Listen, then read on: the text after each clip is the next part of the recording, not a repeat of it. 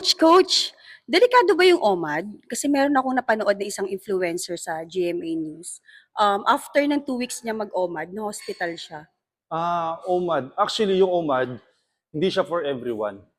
Okay? Kasi yung OMAD, ang ibig sabihin niyan is 1 meal a day. So, kung ikaw, nasanay ka ng 3 meals a day or more, syempre hindi ka pwede basta-basta mag-OMAD. Okay? So, dapat step by step yung gagawin mo. Kasi yung OMAD is food restriction in a day. So, meal pattern. Para siyang intermittent fasting, pero medyo advanced na. Ganun pala yun, Coach. Pero paano po ba yung dapat gawin?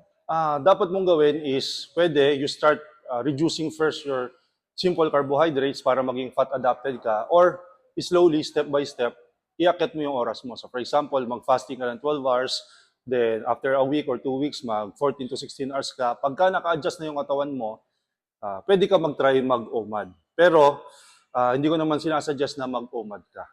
Okay, pwede naman 16 hours, may benefit ka na makukuha doon. So, pwede ka mag-lose ng weight, pwede kang mag-heal yung mga inflammations mo. Yung kasi yung pwede natin makuha sa intermittent fasting and OMAD. Pero, bago kayo mag-OMAD, dapat mag-practice muna kayo 12 hours, 14 hours, or mag-low carb kayo para maging fat adapted kayo. Para maging safe yung OMAD na gagawin nyo.